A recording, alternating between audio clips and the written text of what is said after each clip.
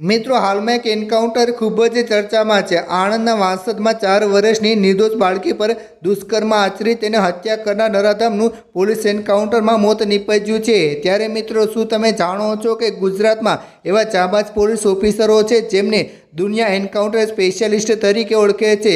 તે ગમે તેવા ગુનેગારનો ખેલ એક જ ઝાટકે ખતમ કરી નાખે છે। આ યાદીમાં સૌથી પહેલું અને સૌથી મોટું નામ આવે છે પૂર્વ આઈપીએસ અધિકારી ડીજે વણજારાનું। 1987 બેચના અધિકારી ગુજરાત પોલીસના ઇતિહાસમાં સૌથી લોકપ્રિય અને તેટલા જ વિવાદાસ્પદ રહ્યા છે।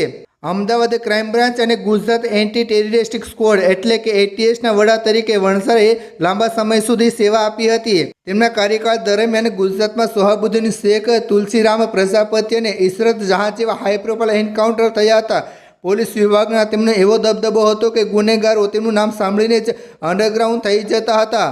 બીજા ક્રમે આવે છે 1999 બેચના પૂર્વ આઈપીએસ અધિકારી અભયસિંહ ચુડાસમા। અભયસિંહ ચુડાસમાને ગુજરાત પોલીસના સૌથી સ્માર્ટ અને ડેરિંગ અધિકારીઓમાંથી એક માનવામાં આવે છે। સંગઠિત ગુનાખોરી, અંડરવર્લ્ડ નેટવર્ક અને ખનન વસૂલતી ગેંગ સામે તેમણે જે ઓપરેશનો કર્યા છે તેનાથી ગુનેગારોની કમર તૂટી ગઈ હતી।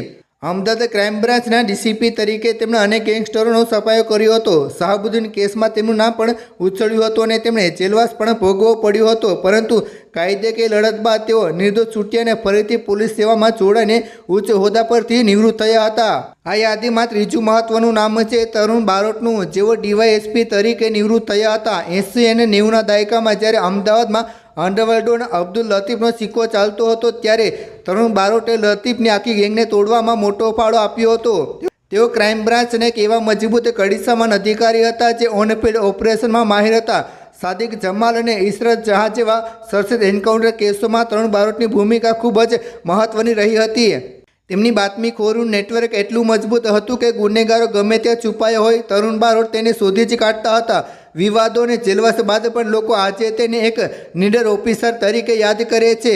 ચોથા સ્થાન પર આવે છે પૂર્વ ડીવાયએસપી ડૉક્ટર એન.કે. અમીન। તેઓ વ્યવસાય મેડિકલ ડૉક્ટર હતા, પરંતુ દેશ સેવા અને ગુનેગારોને સબક શીખવવા માટે તેઓ પોલીસ સેવામાં આવ્યા હતા।